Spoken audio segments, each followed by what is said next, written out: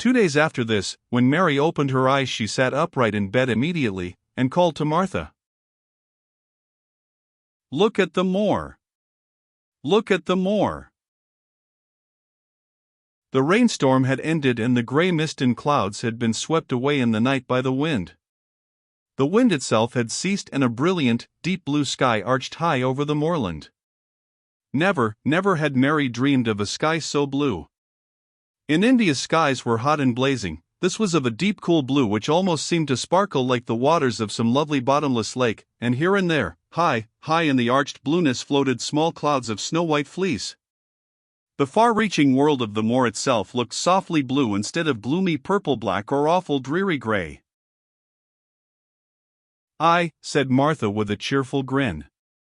"Storm's over for a bit. It does like this at this time o' year. It goes off in a night like it was pretendin' it had never been here and never meant to come again. That's because springtime's on its way. It's a long way off yet, but it's comin' that." "I thought perhaps it always rained or looked dark in England," Mary said. No," said Martha, sitting up on her heels among her black-lead brushes. "Nowt oth sort." "What does that mean?" asked Mary seriously.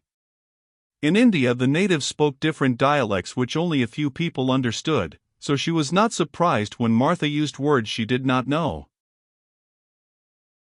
Martha laughed as she had done the first morning. "There now," she said. "I've talked broad Yorkshire again like Mrs. Medlock said I mustn't. Nowt oth sort means nothin' of the sort," slowly and carefully, "but it takes so long to say it.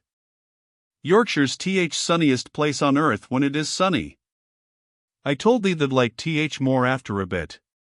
Just you wait till you see gold-colored gorse blossoms and blossoms o' broom and heather flowerin', all purple bells, and hundreds o' butterflies flutterin' and bees hummin' and skylarks soarin' up and singin'. You'll want to get out on it at sunrise and live out on it all day like Dickon does." "Could I ever get there?" asked Mary wistfully, looking through her window at the far-off blue. It was so new and big and wonderful and such a heavenly color. "I don't know," answered Martha. "They's never used the legs since they was born, it seems to me. They couldn't walk 5 mile. It's 5 mile to our cottage." "I should like to see your cottage." Martha stared at her a moment curiously before she took up her polishing brush and began to rub the grate again. She was thinking that the small plain face did not look quite as sour at this moment as it had done the first morning she saw it. It looked just a trifle like little Susan Ann's when she wanted something very much. "I'll ask my mother about it," she said. "She's one o' them that nearly always sees a way to do things. It's my day out today and I'm going home." "I am glad. Mrs. Medlock thinks a lot o' mother. Perhaps she could talk to her." "I like your mother," said Mary. "I should think they did," agreed Martha, polishing away. "I've never seen her," said Mary. "No, they hasn't," replied Martha. She sat up on her heels again and rubbed the end of her nose with the back of her hand as if puzzled for a moment, but she ended quite positively. "Well, she's that sensible and hard-workin' and good-natured and clean that no one could help leaking her whether they'd seen her or not. When I'm going home to her on my day out I just jump for joy when I'm crossin' moor." "I like Dickon," added Mary. "And I've never seen him." "Well," said Martha stoutly, "I've told thee that very birds likes him and rabbits and wild sheep and ponies, and foxes themselves. I wonder," staring at her reflectively, "what Dickon would think of thee." "He wouldn't like me," said Mary in her stiff, cold little way. "No one does." Martha looked reflective again. "How does the like thysel?" she inquired, really quite as if she were curious to know. Mary hesitated a moment and thought it over. "Not at all, really," she answered. "But I never thought of that before." Martha grinned a little as if at some homely recollection. "Mother said that to me once," she said. "She was at her washtub and I was in a bad temper and talkin' ill of folk, and she turns round on me and says, 'The young vixen, there the stand sayin' that does it like this one and the does it like that one. How does the like thyself?' It made me laugh and it brought me to my senses in a minute." She went away in high spirits as soon as she had given Mary her breakfast. She was going to walk 5 miles across the moor to the cottage, and she was going to help her mother with the washing and do the week's baking and enjoy herself thoroughly.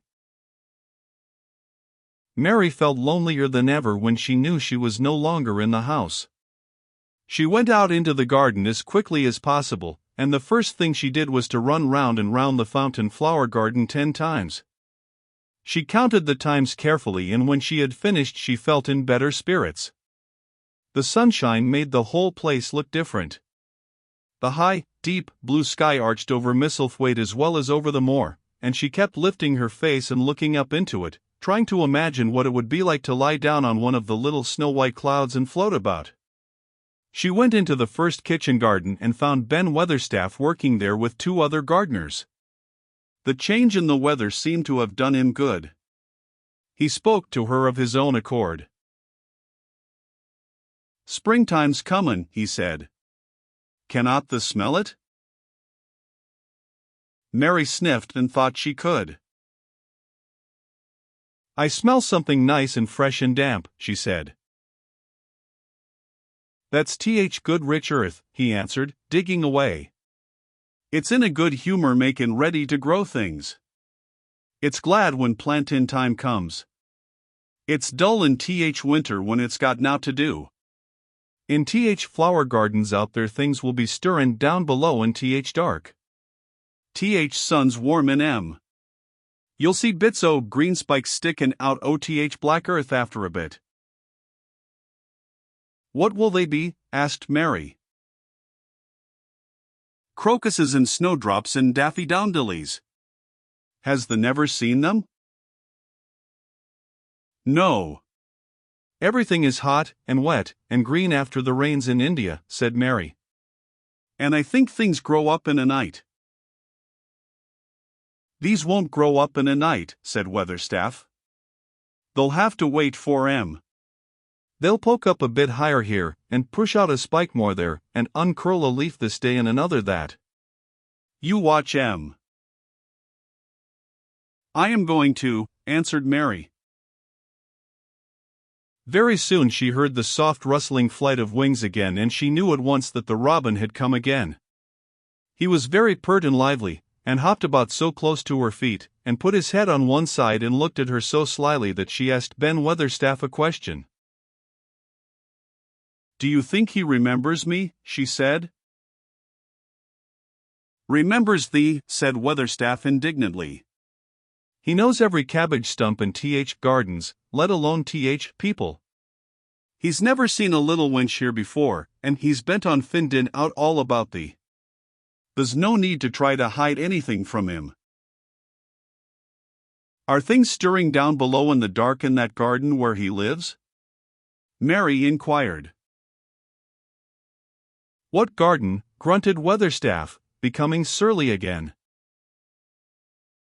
"The one where the old rose trees are." She could not help asking, because she wanted so much to know. "Are all the flowers dead, or do some of them come again in the summer? Are there ever any roses?" "Ask him," said Ben Weatherstaff, hunching his shoulders toward the robin. "He's the only one as knows. No one else has seen inside it for 10 years. 10 years was a long time, Mary thought. She had been born 10 years ago. She walked away, slowly thinking. She had begun to like the garden just as she had begun to like the robin and Dickon and Martha's mother. She was beginning to like Martha, too. That seemed a good many people to like when you were not used to liking. She thought of the robin as one of the people. She went to her walk outside the long, ivy-covered wall over which she could see the treetops, and the second time she walked up and down the most interesting and exciting thing happened to her, and it was all through Ben Weatherstaff's robin. She heard a chirp and a twitter, and when she looked at the bare flower bed at her left side there he was hopping about and pretending to peck things out of the earth to persuade her that he had not followed her. But she knew he had followed her, and the surprise so filled her with delight that she almost trembled a little. "You do remember me," she cried out. "You do. You are prettier than anything else in the world." She chirped, and talked, and coaxed, and he hopped, and flirted his tail and twittered. It was as if he were talking. His red waistcoat was like satin, and he puffed his tiny breast out and was so fine and so grand and so pretty that it was really as if he were showing her how important and like a human person a robin could be. Mistress Mary forgot that she had ever been contrary in her life when he allowed her to draw closer and closer to him, and bend down and talk and try to make something like robin sounds. Oh! To think that he should actually let her come as near to him as that. He knew nothing in the world would make her put out her hand toward him or startle him in the least tiniest way. He knew it because he was a real person, only nicer than any other person in the world. She was so happy that she scarcely dared to breathe. The flower bed was not quite bare. It was bare of flowers because the perennial plants had been cut down for their winter rest, but there were tall shrubs and low ones which grew together at the back of the bed, and as the robin hopped about under them she saw him hop over a small pile of freshly turned up earth. He stopped on it to look for a worm. The earth had been turned up because a dog had been trying to dig up a mole and he had scratched quite a deep hole. Mary looked at it, not really knowing why the hole was there, and as she looked she saw something almost buried in the newly turned soil.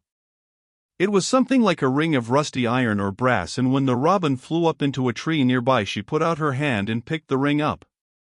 It was more than a ring, however, it was an old key which looked as if it had been buried a long time.